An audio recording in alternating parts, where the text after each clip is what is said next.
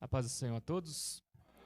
Abra sua Bíblia, por gentileza, no livro de Filipenses, capítulo 2, carta do apóstolo Paulo aos Filipenses, capítulo 2, nós vamos estar lendo do verso 1 ao verso 8.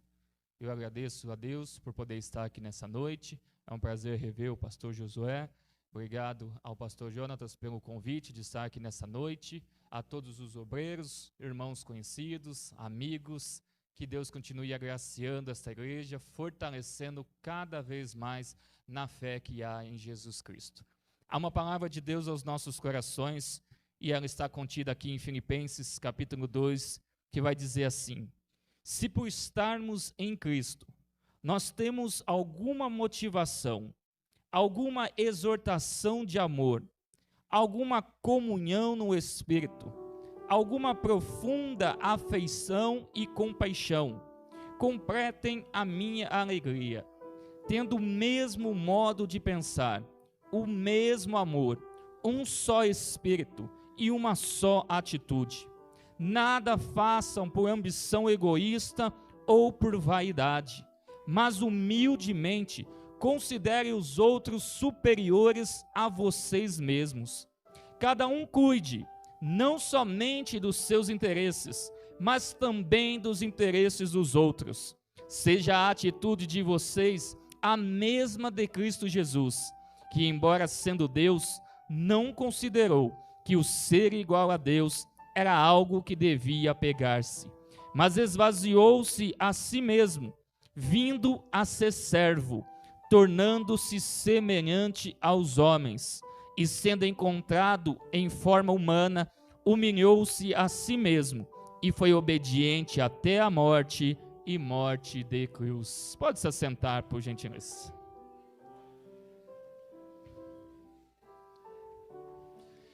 Essa oportunidade que aqui temos para meditarmos na palavra do Senhor, eu quero falar sobre manter a essência de Cristo em nossas vidas.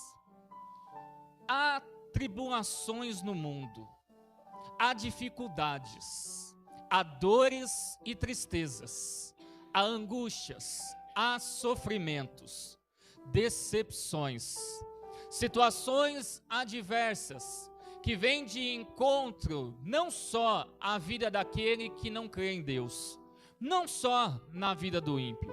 O sofrimento não bate só na casa daquele que não acredita em Deus. As angústias, as decepções, as traições, as frustrações, elas também são chegadas na vida daqueles que são fiéis ao Senhor, aqueles que buscam a Deus, aqueles que entregaram as suas vidas confiando que só dá para viver verdadeiramente e encontrar a verdadeira razão, o verdadeiro sentido somente em Cristo Jesus. Diante disso, faz-se necessário o Espírito Santo de Deus tratar os nossos corações nessa noite, alegrar a nossa alma aqui neste culto, fortalecer a nossa fé, fortalecer o nosso entendimento, dar a nós a firmeza necessária, para que ainda que diante das adversidades da vida, ainda que talvez você tenha entrado aqui nessa noite enfermo, com algo que está corrompendo o seu corpo, com algo que faz os seus ossos queimar, que faz a sua pele estremecer, que faz o seu corpo ser judiado enquanto nessa vida, ainda que as lágrimas precisaram ser enxugadas durante a madrugada, enxugadas durante o dia, engolido, colocado para dentro, para que você pudesse se arrumar, levantar a sua cabeça e estar aqui nessa noite, que ainda que diante de todos esses transtornos, a essência de uma vida cristã, a essência de uma fé em Jesus Jesus Cristo, a segurança da salvação, a alegria da salvação, o entendimento da graça manifesta de Deus sobre as nossas vidas, não sejam esfriadas, não sejam esquecidas, não sejam abandonadas. Então, ainda que as coisas não estejam do jeito que você está sonhando, do jeito que você planejou, do jeito que você arquitetou, não deixe as tristezas, os fundamentos deste mundo encobrir a sua fé, transtornar a sua confiança, mas mantenha a essência de Cristo sobre a sua vida.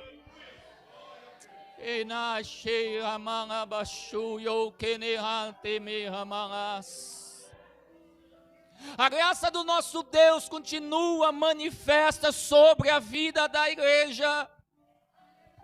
E já foi falado aqui pelo pastor Josué.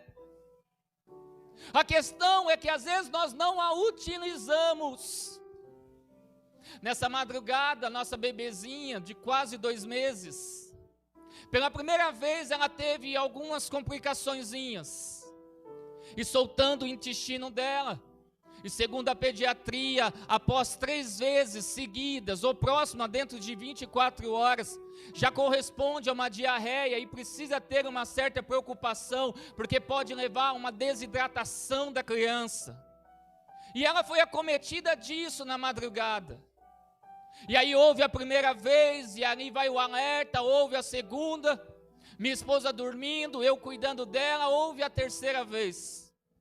E de imediato aciona aquele alerta na mente dizendo, corre para o hospital. E eu não estou fazendo nenhuma tentativa de alegação de não se procurar médico, de não, porque há 2 ações divinas. Há uma que nós chamamos de milagre, e aquilo não precisa de interferência humana. A outra nós chamamos de providência. Então ir ao médico é uma providência que Deus deixou para os seres humanos usar a seu favor, de acordo com as limitações que a medicina pode dar. Só que às vezes aquilo que corresponde à nossa razão, aquilo que corresponde ao nosso entendimento, ele é muito mais fácil de aceitar, ele é muito mais simples de ser utilizado. Então na terceira vez que ela teve essa questãozinha, eu já pensei, vou ao médico. E me preparando para levantar, o Espírito Santo tocou meu coração e disse, eu senti verdadeiramente, dizendo, homem, tu pregas a minha palavra e afirma que a fé ela é produzente de grandes realizações. Então experimenta, ore sobre ela. E eu coloquei a mão sobre a minha filhinha que estava num desconforto, ela não conseguia dormir, ela não é de chorar. Pensa numa menininha tranquila, só chora para mamar. E aí desconforto, e se mexendo, e chorando, e não parando, e não dormindo. Eu coloquei a mão sobre ela e disse, Pai, em nome de Jesus, que é o nome sobre todo nome, que é a cura para toda enfermidade, repreenda agora essa enfermidade sobre a minha filha, e faça com que ela consiga dormir, que ela consiga descansar. E só quem é espiritual consegue entender que aquela bebezinha que não parava de se mexer, de se contorcer nos meus braços, começou a acalmar. E o que era choro, começou a brotar um sorrisinho, e eu fui vendo ela ficando molinha no meu colo, e dormindo, e eu coloquei ela no bercinho, e aquela menina dormiu tão tranquilamente, acordou hoje disposta, mamando, acordadinha, ainda está ali aprendendo a interagir. Mas o que é que isso tem de significância para nós? É que a igreja do Senhor ainda continua sendo aquela que tem algo diferente que o mundo não possui. Os aspectos medicinais podem ser usados, mas a fé em Jesus Cristo não pode ser abandonado. Está na hora da gente começar a voltar aos princípios da essência cristã e colocarmos as mãos sobre os enfermos e eles serem curados, de colocarmos as mãos sobre os endemoniados e eles serem libertos. A essência de Cristo continua sendo a mesma sobre a sua igreja. Então não se dobre aos rudimentos deste mundo.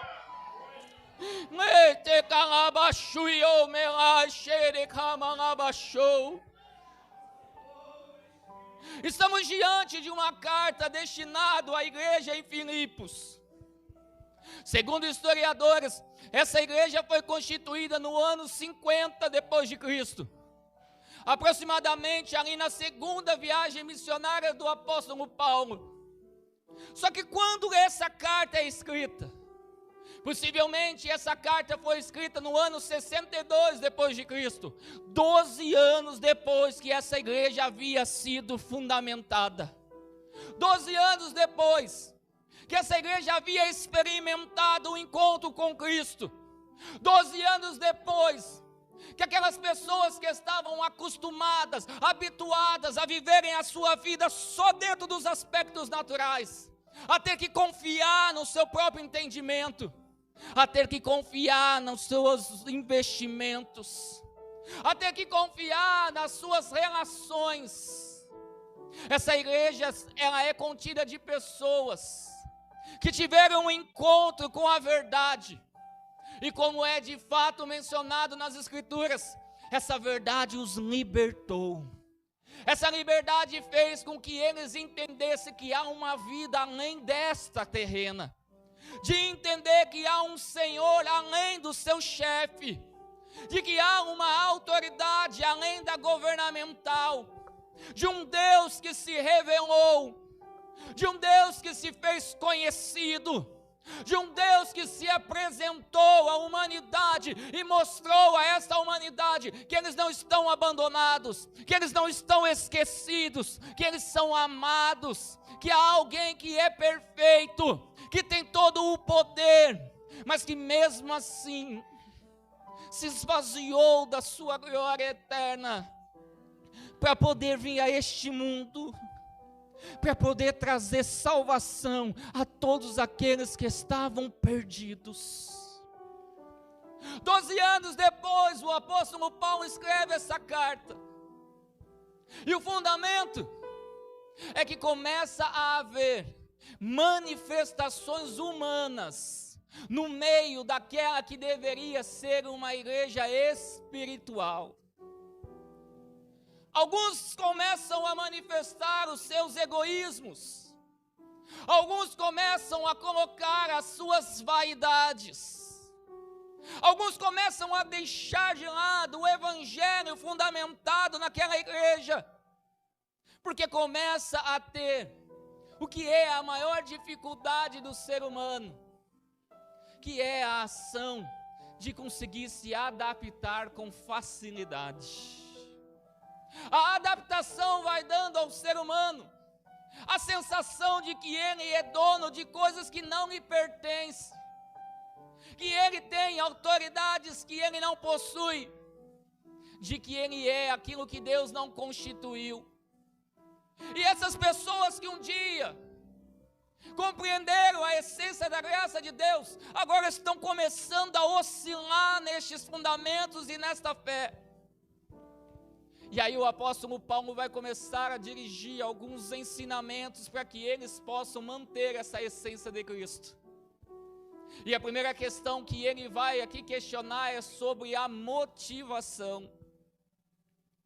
E o que é a motivação? A motivação nada mais é do que o motivo da nossa ação. O que é que nos motiva a ser o que nós somos? O que é que nos motiva a fazer o que nós fazemos? Qual é o fundamento enraizado no nosso entendimento, na nossa alma, no nosso intelecto, na nossa vida, que nos faz nos movimentarmos. A depressão nada mais é do que o oposto dessa motivação. Ela é uma pressão tão grande voltada sobre o ser humano que a ideia visa paralisar.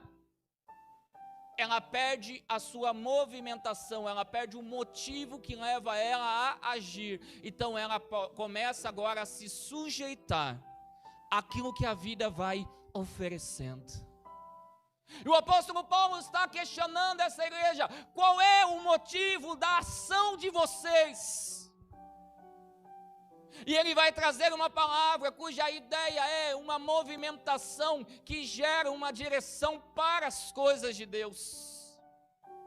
E diante disso ele vai dizer aqui: olha, completem a minha alegria, tendo o mesmo modo de pensar, o mesmo amor, um só espírito e uma só atitude. E aí a gente para pensar, tanto quanto possivelmente eles também pararam para pensar: como é que nós vamos viver dentro dessa unidade, se somos pessoas diferentes? Cada um aqui tem um gosto particular, cada um aqui tem uma forma de pensar, cada um tem aqui algo que gosta e algo que não gosta, uma ferida que incomoda. O que pode ser uma brincadeira para algum, pode ser uma ofensa para o outro.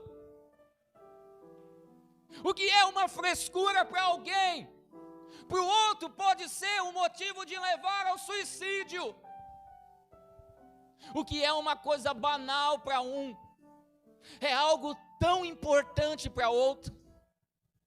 O que para alguns não significa nada e ele entrega de mão beijada, para outro é algo tão valioso que se você tirar da mão dele, você está assassinando o ministério, a vida, a fé, o sentimento daquela pessoa. Como é que, sendo diferentes, vamos viver em uma unidade? Como é que vamos pensar iguais? Como é que vamos sentir iguais? Como é que vamos considerar o que é do outro diante de tanta dificuldade que há em nós? Como é que você vai orar para Deus abençoar o outro se lá dentro da sua casa, talvez ao voltar, está faltando alimento? Como é que você vai pedir para Deus abençoar o outro, se talvez as suas mãos já estão cansadas de tantas dores, desgastadas ao longo dessa vida, pelos anos que se passam e pela nossa humanidade que vai envelhecendo? Como é que podemos fazer algo pelo outro, se talvez nós não estamos conseguindo fazer nem por nós mesmos? Porque quando o apóstolo Paulo vai considerar esses aspectos iniciais de ter uma motivação, de ter uma exortação de amor, uma comunhão no Espírito, uma profunda afeição e compaixão, ele está dizendo que todas essas coisas estão interligadas em um único ser que é capaz de gerar tudo isso na humanidade. O pecado é uma ação constituída no mundo para nos detonar. Satanás é um ser maligno presente nas hostes celestiais, nas regiões celestiais, com o intuito de te destruir, de arrasar com a sua fé, de fazer você desacreditar. Porque para ele conseguir os intentos dele, para ele conseguir entrar daí, precisa que este ser não esteja presente sobre a sua vida. E sabe o que Satanás quer fazer? Quer fazer parecer que o dom é seu. Quer fazer parecer que a habilidade é sua, quer fazer parecer que é você que sabe cantar, quer fazer parecer que é você que toca muito, quer fazer parecer que é você que canta afinado, quer fazer parecer que você merece ser obreiro na casa do Senhor, quer fazer você pensar que este lugar aí é seu, e ai de alguém se sentar neste lugar aí que é seu. Porque eu já vi crente chegando dentro da igreja, nave da igreja, e chegando e falando assim: você pode sair do meu lugar? Porque faz 40 anos que eu sou membro dessa igreja aqui, e eu sempre sentei neste lugar, e todo mundo sabe que eu sentei neste lugar, mas você é novo aqui, então você não deve saber. Este lugar aí é meu. E é exatamente isso que Satanás quer, que a gente venha pensar, que o céu nos pertence. Aí a gente começa a cantar que temos saudade de um lugar que nunca foi nosso. Porque a saudade é o pertence de algo que um dia foi seu, mas que por algum motivo você se distanciou daquilo. Então você tem lembranças daquilo e gostaria de viver novamente. E aí pensamos que o céu é este lugar, que era um lugar que era nosso, e viemos para este mundo, e agora temos que retornar para um lugar que é de nosso merecimento. É isso que Satanás quer, que a igreja pense. Que a igreja pense que a salvação é dela. Que pense que as habilidades são constituídas por ela. E ai, se não te der uma oportunidade para cantar neste culto. Ai, se não te der uma oportunidade para poder pregar. Ah, se passar mais de uma semana que você não tem uma oportunidade. Há alguém lá fora dizendo que você é valoroso demais, que você tem valor demais para poder ficar sendo quem você é. Você é diácono aqui? Aqui você já seria pastor. É no egoísmo, é na vaidade, é nesses princípios que são nossos e humanos, que nos faz nos sentirmos importantes com quem nós somos, que Satanás vai dando a cordinha, nos alimentando, e quando a gente vai ver, a gente começa a questionar quem é Deus e o que é que Deus está fazendo. Hoje vindo para cá, os irmãos devem ter percebido que eu cheguei tarde, estava trabalhando, era para ter chegado um pouquinho mais cedo. Se eu tivesse seguido as orientações, o GPS apontou para mim que eu deveria vir por dentro. Só que eu falei, eu estou pertinho da Dutra, moro perto da rodoviária nova. Ele me mandou ir para a direita, eu falei, ir pela direita, vou ficar pegando o trânsito, semáforo. Quer saber o que eu vou fazer? Eu vou virar para a esquerda. E aí eu vou pegar a Dutra, que é mais rápido. Porque a Dutra é mais rápido, porque eu conheço a Dutra. Porque na maioria das vezes que eu vou ministrar, eu vou pela Dutra. Então a Dutra é um caminho que eu, Romunique, já conheço, já sei, já domino. E por vezes a Dutra foi rápido. Então, entendendo que a Dutra foi rápido, eu pego a Dutra e transformo numa experiência. A experiência gera em mim um conceito, e o meu conceito me dá determinações. Então o GPS está dizendo, vai pela direita, filho. E eu estou dizendo, não. As minhas experiências, as minhas bagagens de vida, os momentos que eu tenho dirigindo aqui, eu sei que ir para a esquerda é muito melhor, que vai ser muito mais rápido. Entrei na Dutra. Uma fila enorme, não passava de 20, e não ia, e não vai, e aí na primeira saidinha, eu falei, quer saber? Deixa eu seguir o GPS, saí e fui seguindo o GPS, e cheguei aqui. E se nós estamos entendendo que o Espírito Santo está falando conosco, não tem nada a ver com a minha carta de motorista, que, diga-se de passagem, é muito boa e de poucos pontos perdidos. A única vez que tomei uma multa é porque eu não podia frear o carro, porque o câmbio não desse de um outro carro havia quebrado. Se eu freasse, o carro morria e já era. Então eu tive que ir, não consegui ir. Quando cheguei perto, na época eu morava com os meus pais, o último semáforo a ser vencido, não dava, ficou vermelho, não podia parar, vermelho, multa. Estamos entendendo que isso não tem a ver com a minha habilitação, mas com a habilidade que nós deixamos o Espírito Santo nos conduzir. a gente consegue perceber que o Espírito Santo está falando com muitos de nós aqui nessa noite, que os males que estão acontecendo nas nossas vidas, é porque Ele está dando uma direção e nós estamos tomando outra, é porque Ele está mostrando que mesmo dentro daquilo que nós já temos de experiência, que nós já somos habilitados, que nós já conhecemos, que nós já temos por conceitos, há momento que Ele faz nós entendermos coisas que nós não compreendemos, de vivenciar coisas que nós ainda não vivenciamos. O Espírito Santo quer gerar nas nossas vidas aquilo que nós chamamos neste mundo de sobrenatural, e o sobrenatural é algo muitas das vezes esquisito para aquela mente que só está condicionado às coisas naturais. Ele quer tomar a direção novamente da vida de muitos de nós que estamos aqui nessa noite. Ele quer que a gente voltemos ao entendimento de que quem sabe todas as coisas é Ele. E quando Ele diz, só deve haver um sim, Senhor. Com Deus não há uma democracia. Com Deus não há uma conversa, se pode ou não pode, aquilo que Ele diz acontece, e a Bíblia vai dizer que a vontade dEle é boa, agradável e perfeita, então seguindo as orientações dEle, não dá para chegar atrasado.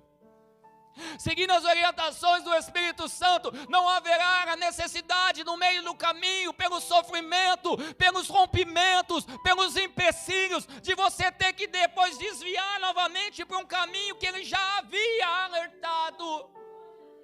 Era só ter virado à direita desde o começo, e possivelmente eu teria chegado aqui na hora, mas seguindo os meus conceitos e o meu entendimento, eu tive que tomar uma nova rota. Então cuidado, porque só há um sofrimento nesta vida que as Escrituras aplaudem. Só há um sofrimento nas Escrituras que beneficia o sofredor, e é aquele que está sofrendo por causa de Cristo. É por isso que o apóstolo Paulo vai dizer aqui no verso 21, sabe quais são os impedimentos de sermos abençoados, de vivermos esses pensamentos únicos, de desfrutarmos dessa graça de Deus? Ele vai dizer lá no verso 1, todos buscam o que é seu e não o que é de Cristo.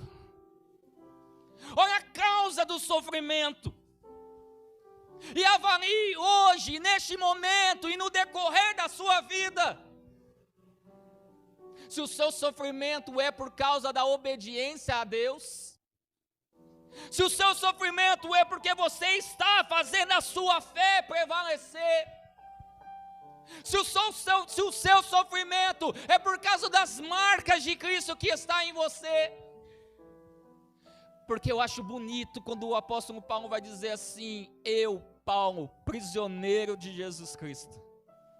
Em outras traduções, no original, pode dizer prisioneiro por causa de Cristo. Olha que coisa fantástica! Aquele que é considerado como sendo o maior apóstolo de todos, e olha que tinha gente boa, hein? Se você pegar o Pedro convertido e ler a carta dele, que carta fantástica. Pega o João, vê que coisa linda ele escreve acerca do amor. Pega alguns que nem estiveram como apóstolo, mas pegaram as ideias que foram passadas, como Marcos, como Lucas. Veja que bonito é o que Mateus registra acerca de Cristo. E o apóstolo Paulo vai ser aquele considerado o maior dos apóstolos, depois de Cristo, o que mais tem extensão de ensinamento. Deveria ser honrado, deveria ter um tapete vermelho estendido para ele caminhar. Ele deveria ter conseguido realizar os sonhos dele. Ele deveria ter tido o espinho da carne arrancada sobre ele. Ele deveria ter as mãos do Senhor sobre ele, protegendo e livrando ele de tudo. mas ele está lá na cadeia, se alegrando no sofrimento de Cristo, dizendo: eu, Paulo, prisioneiro por causa de Cristo. E em outros momentos ele diz: eu, Paulo, carregando as marcas de Cristo, os sofrimentos de Cristo. E se o Espírito Santo de Deus não habita sobre nós, nós não conseguimos entender isso. Porque nós só buscamos o que é nosso e não o que é de Cristo. E isso traz uma ideia de interesse. E sabe o que significa a palavra interesse no original? Aquilo que ocupa a sua mente. Sabe o que é interessante para você e para mim? Nem sempre é aquilo que é bom.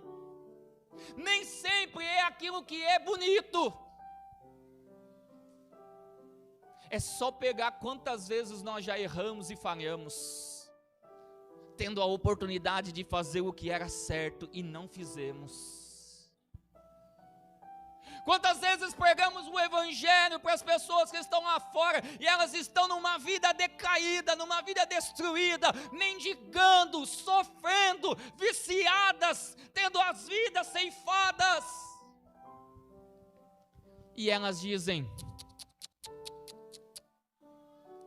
não tenho interesse nisso,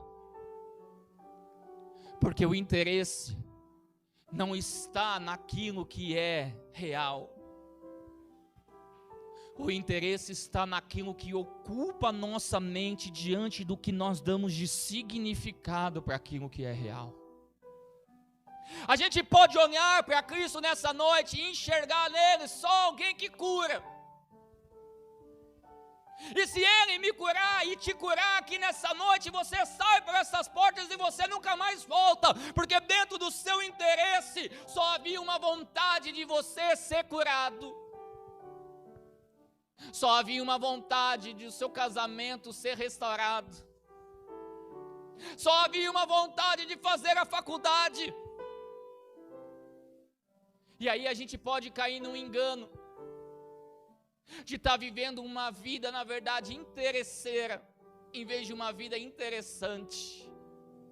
Porque a vida interesseira é aquela que nós nos beneficiamos. A vida interessante é aquilo que nós geramos de benefício para o outro.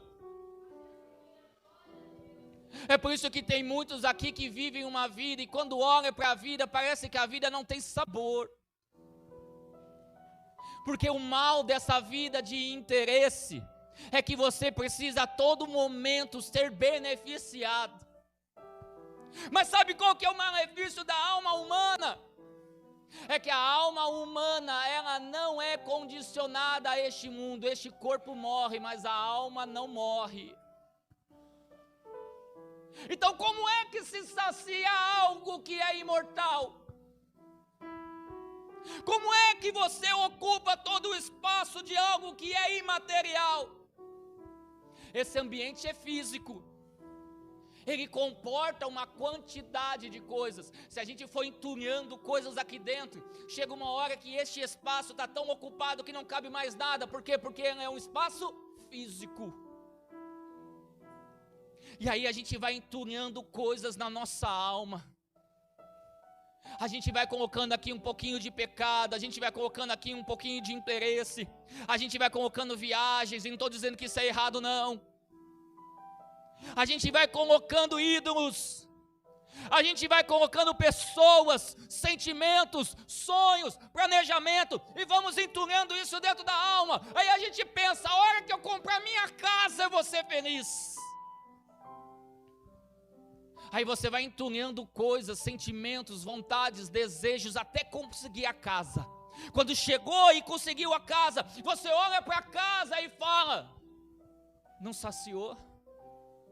Pelo contrário, me desgastou tanto construir essa casa. E eu já vi gente assim, que demorou tanto e almejava tanto para ter uma casa, que quando conseguiu, foi tão desgastante, que a pessoa falou assim: eu entro dentro dessa casa agora e não me sinto bem. Mas como é que você não se sente bem com algo que você sempre sonhou, com algo que você construiu, o cômodo do jeito que você queria, a porta do jeito que você queria, a vidraça do jeito que você queria, uma piscina bonita, a garagem que cabe seus 3, 4 carros? Como é que você não está feliz? Não estou. Entulhos, ocupações, materiais naquilo que não é material. Não se preenche o vazio da alma, não se sacia a sede do coração, não se molda o entendimento com aquilo que é natural, porque essas coisas não são naturais. É o corpo que é feito do barro.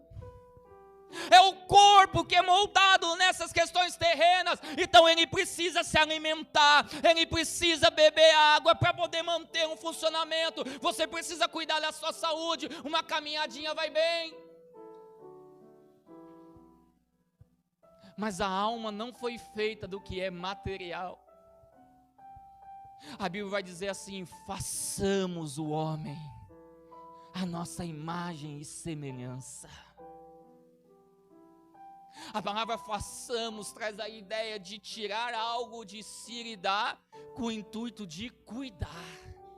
Olha que coisa fantástica que Deus está nos trazendo. O corpo é uma ação de uma habilidade que deve ser administrada por quem a ocupa. Você é responsável pelo seu corpo. Deus não vai falar: filhinho, tá na hora de comer, filhinho, docinho demais. Lembra da providência? Ele já colocou aqui médicos, nutricionistas, fisiologistas. Aí você procura essa pessoa e fala: olha, seu açúcar está demais, seu açúcar está de menos, é muito sal, vamos aqui comer uma saladinha, vamos fazer um pratinho fitness para você. E aí você vai melhorando a sua alimentação, fazendo exercício. Você está o quê? Cuidando do seu corpo. Mas e da alma? Como é que se cuida da alma? Por que tem cristãos que carregam este corpo para a igreja e senta aqui e participa da escola dominical e participa do culto de oração e vem no culto de ensino e dá glória a Deus e canta no grupo e sola e prega? Aí daqui a pouco você tem que visitar porque ele já não quer mais saber de Jesus, porque ele está trazendo só aquilo que ele consegue administrar, que é o corpo.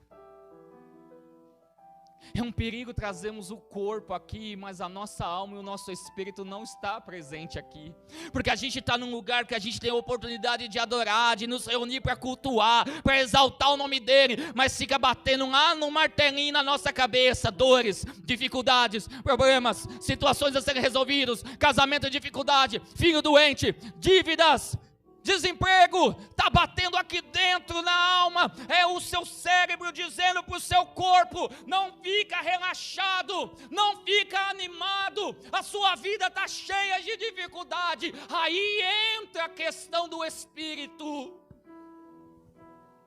porque ele forma o corpo da terra, e este corpo depende dessas coisas naturais. Pula de um prédio para você ver se você consegue voar. Agora o passarinho faz isso com a maior tranquilidade. Se for gato, então, dá uns 20 mortais, cai em pezinho e...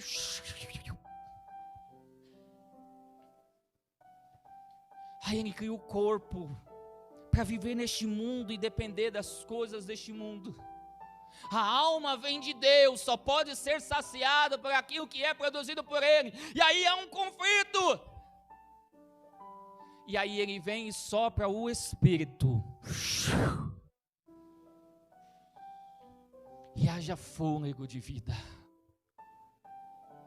E a gente pensa nesse fôlego de vida só como respirar. E achamos que respirando nós estamos vivendo. Só que a palavra espírito ali no original e sopro do espírito ali no original traz a ideia de inchar. E o que isso significa? significa que o Espírito é exatamente aquilo que faz uma separação entre a alma e entre o corpo. E é por isso que a Bíblia vai dizer que ele procura aquele que o adora em espírito e em verdade, porque o espírito não é uma ação que está contida, vinda só aos cuidados de Deus, e nem o corpo aos cuidados humanos. O espírito é a intenção, é o interesse. O espírito é aquilo que vai fazer você ser de Deus ou não ser de Deus, porque é o seu espírito que vai trazer o entendimento a você do que é e como é que você quer proceder na sua vida.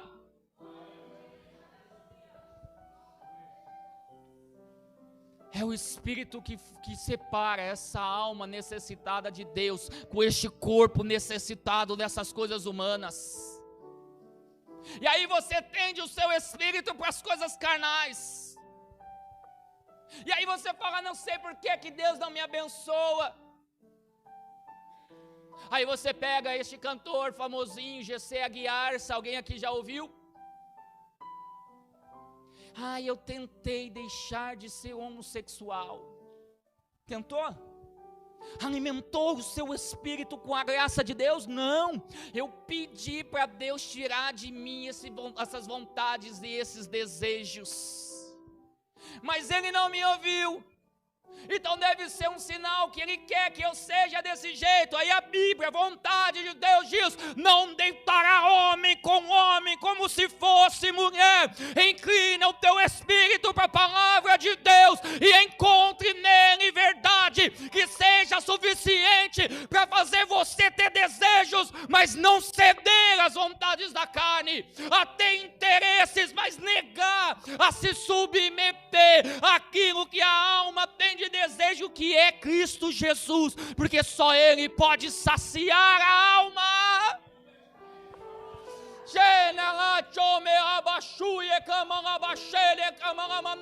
Como é que cuida da alma? A alma é cuidada com o espírito que é inclinado para fazer a vontade de Deus.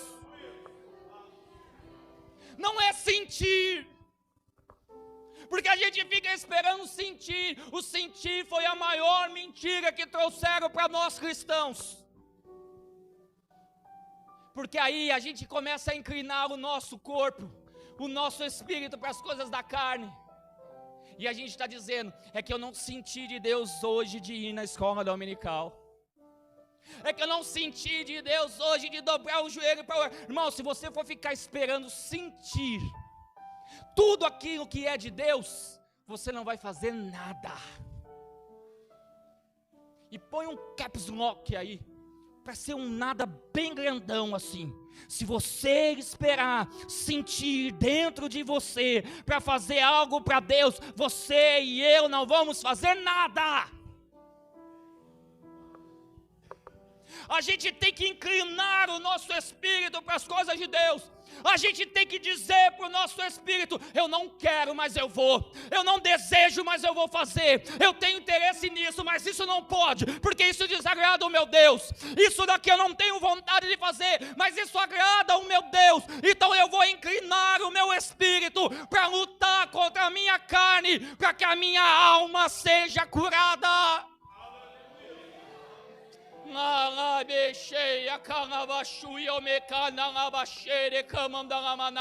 Mas enquanto a sua mente, enquanto os seus sentimentos forem a direção a ser tomada, você vai se perder. Porque a Bíblia vai dizer que enganoso é este seu coraçãozinho tão lindo, que diz para você que você está certo, é o irmão que está errado. Porque este coraçãozinho tão belo que diz para você que você está certo, quando na verdade você está errado.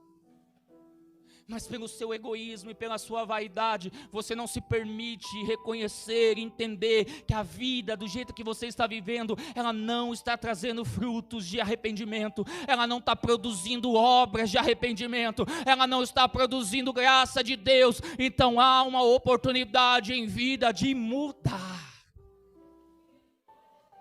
E quem é que quer mudar?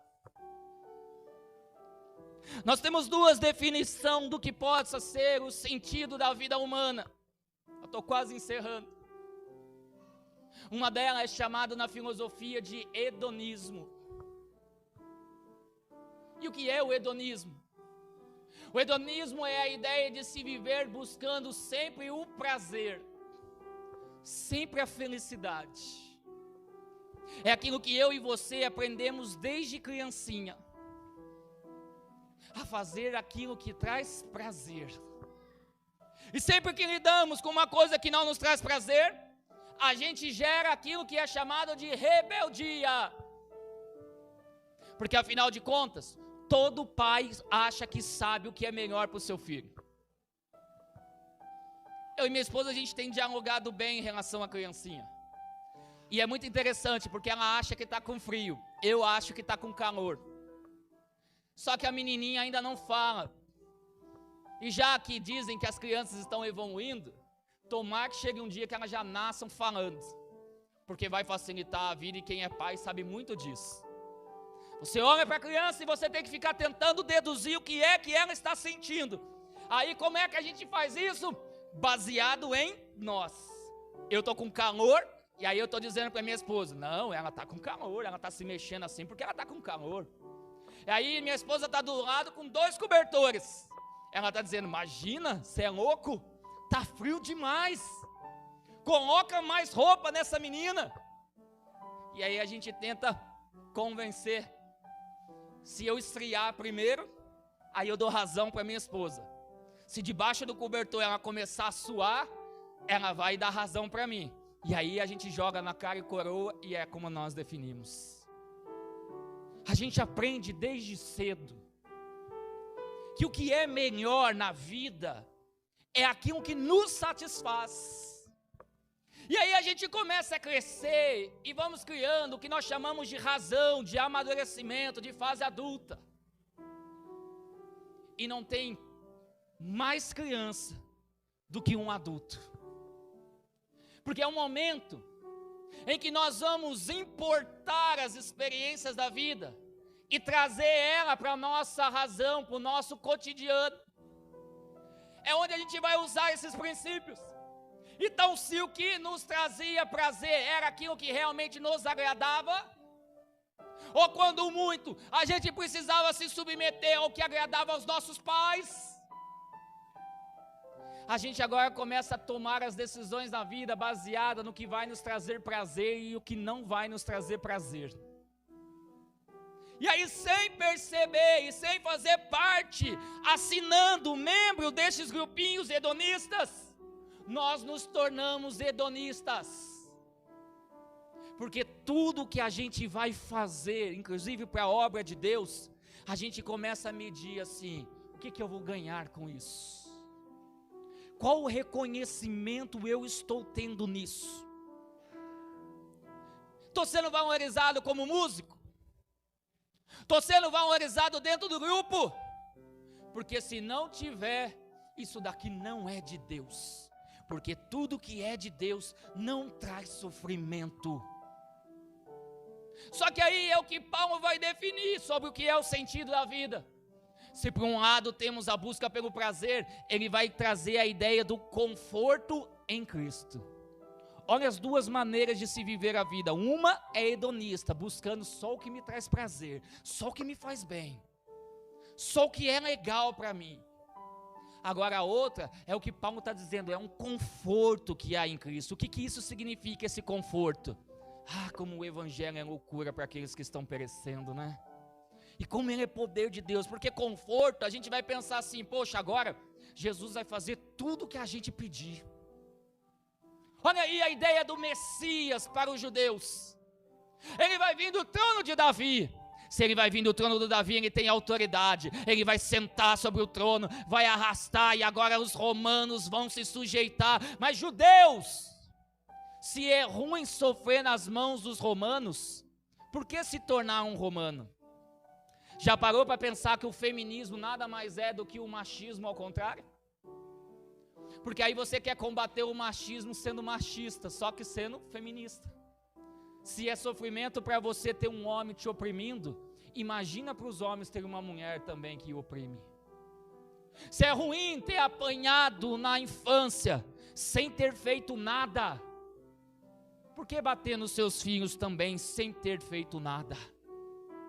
Se era desgastante para você, porque seu pai, sua mãe chegava e não queria nem saber se foi seu irmão que quebrou, se foi você, não, apanhava todo mundo numa baciada só, para economizar chinelo, economizar força, já bate em todo mundo aqui mesmo, não importa quem está certo aprende, quem está errado aprende, quem está certo já aprende mais ainda também, e aí vai. E aí você se sente nesse sofrimento, nesse sentimento de injustiça. Aí você tem a oportunidade de mudar isso depois. Você casa, você pode tratar a sua esposa bem, mesmo vendo seu pai não tratando a sua mãe bem. Você pode ser uma esposa ajudadora, mesmo vendo a sua mãe sendo uma escandalosa e sempre prejudicando o seu pai. Você tem a chance de fazer uma família diferente daquela qual foi sofredora para você. Mas o que é que nós escolhemos? O que nós chamamos de conforto. A gente faz para o outro aquilo que nós não gostaríamos que fosse feito para nós. E dizemos, fizeram comigo, eu só estou devolvendo aquilo que fizeram comigo. E nos achamos vítimas. Nos achamos sofredores. Paulo vai dizer assim, não é este o modo de viver. O modo de se viver é um modo que há conforto em Cristo. E o que essa palavra significa? Significa ser chamado para servir. A ideia aqui no original traz a ideia de receber coragem para enfrentar os males da vida. Sabe o que nós fazemos? Começar a pegar fogo aqui. O que todo ser inteligente e esperto faz? Você vai correr para longe do fogo. Só que existem uns camaradas que são doidos. E aí estes doidos chamaram eles de bombeiro. O bombeiro é aquele camarada doido que enquanto está todo mundo correndo para longe do fogo, está lá o bonitão correndo em direção ao fogo, para apagar o fogo. Porque alguém precisa fazer o serviço complicado, e para poder fazer esse serviço complicado, precisa ter um chamado para servir. Servir significa receber uma capacidade para suportar as adversidades, porque há um conforto em Cristo Jesus, e a isso as Escrituras chamam de galardão.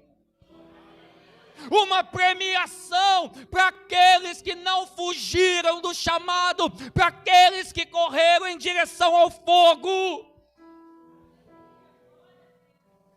Paulo está dizendo, o sofrimento em Cristo é valioso. E eu fico vendo os bombeiros, o cara sai tudo queimado, o cara sai tudo com a cara suja, cheirando a fumaça. E aí ele vai dar uma entrevista sorridente, dizendo assim, salvamos tantas vidas. Ah, se este mesmo espírito de bombeiro vier sobre as nossas vidas espiritualmente, e nós olharmos para a nossa trajetória e dissermos assim, doeu, me massacrou, judiou de mim, foi difícil, me angustiou, mas foram tantas vidas. Tantas vidas que no conforto que há em Cristo viram as minhas lágrimas sendo derramadas, mas elas sorriram. Viram a minha vida em guerra, mas o coração delas se encheram de paz. Viram tantos momentos de sofrimento, mas a alegria da salvação, a alegria de dizer que Jesus te ama, que Jesus te salva, que Jesus te perdoa, que Ele te liberta, que Ele restaura o seu casamento, que Ele cura você aqui nessa noite. É a alegria de uma mente dominada pelo Espírito Santo de Deus.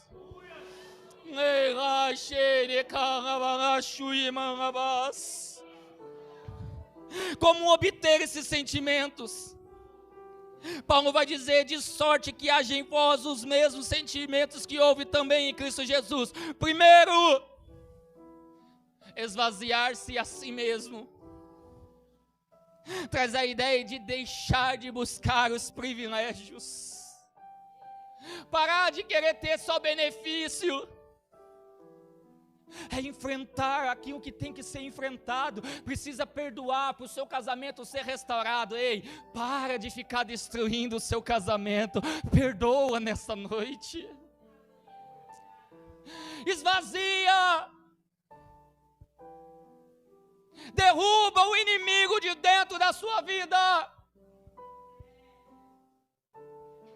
faça o inesperado.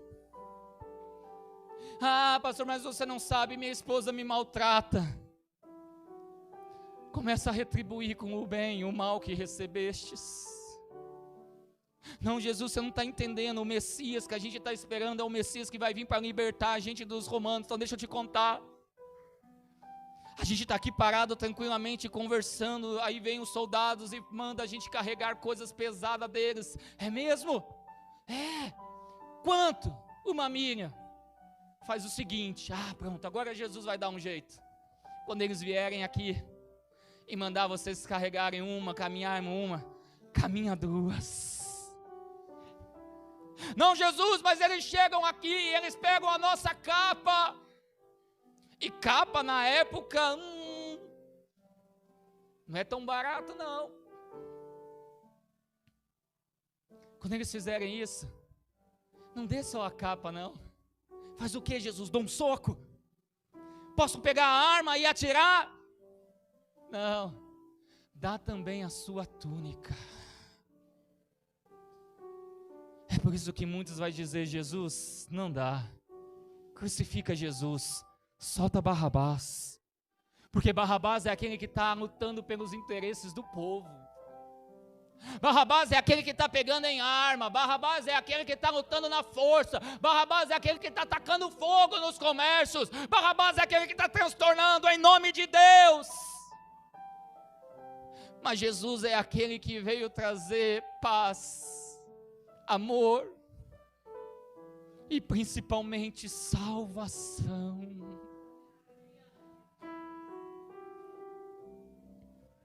Toma a forma de servo. E isso traz a ideia de aceitar o caminho. Jesus aceitou o caminho. Jesus se propôs a fazer aquilo que se ele não fizesse, ninguém poderia fazer no lugar dele. Mas havia espinhos no caminho. Havia uma cruz a ser carregada.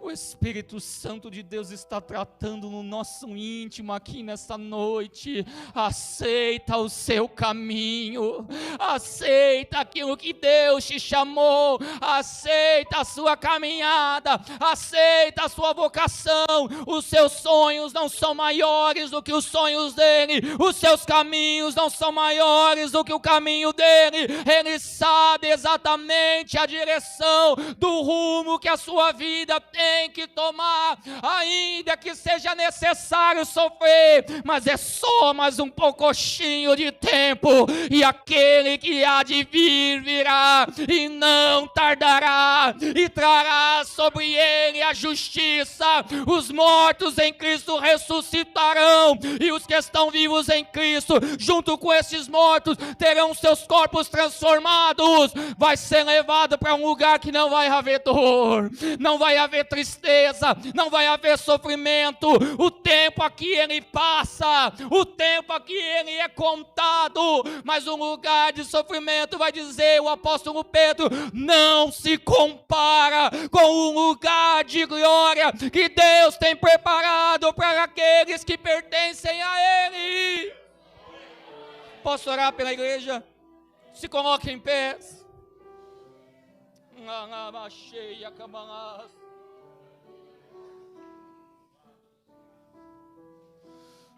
Sendo obedientes até a morte, ou seja, cumprir todas as etapas sem desistir.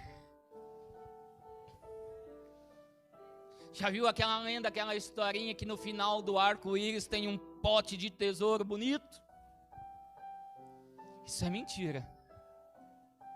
Mas ao final da vida, somente para aqueles que estão em Cristo Jesus não há tesouro, mas há uma coroa de vida, há uma coroa de eternidade esperando para premiar somente aqueles que chegaram até o final.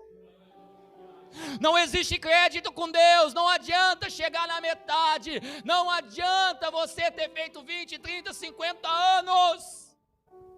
Se não chegar no dia da sua morte, ou se não chegar no dia do arrebatamento, pertencendo a Deus, você desperdiçou toda a sua vida. Você só foi um bom cidadão. Você só foi alguém honesto.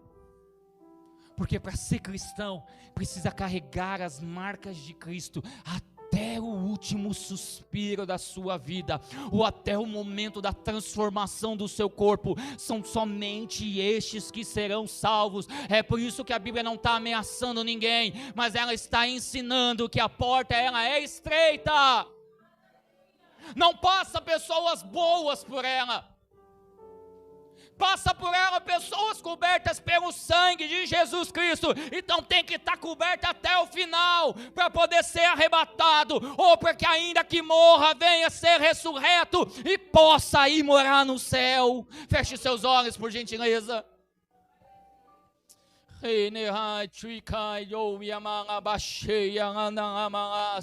Deixa Deus cuidar da sua alma nessa noite. Deixa Deus curar as feridas da sua alma. Deixa Deus mudar a sua mente. Há uma renovação de mente trazida aqui nessa noite. Você entrou aqui nessa noite pensando algo, mas Deus está renovando a sua mente. Deus está fortalecendo o seu coração. Ele está limpando as feridas da sua alma. Ele está mudando os seus sentimentos. Ele está purificando você. Ei, seja perdoado. Tira de sobre os seus ombros essa culpa, porque ela não te pertence se você verdadeiramente está em Cristo Jesus. Pai, nós te damos graças e te louvamos nessa noite pela tua palavra, porque a essência que há em Cristo deve permanecer sobre a tua igreja e não deve ser mudada. Cuida, Senhor Deus, de cada um de nós, nos instruindo na tua verdade, cuidando e orientando segundo a tua palavra, e trazendo, Senhor Deus, vida sobre a tua igreja, porque só no Senhor há vida, e nós te agradecemos pela vida eterna, em nome de Jesus. Que Deus te abençoe, que Deus te guarde, que Deus te livre do mal, e principalmente, que Deus livre você de você mesmo, e livre eu de eu mesmo, para que nós não venhamos cair nas armadilhas de acharmos que somos aquilo que só em Cristo Jesus podemos nos tornar. Que Deus nos abençoe em nome de Jesus.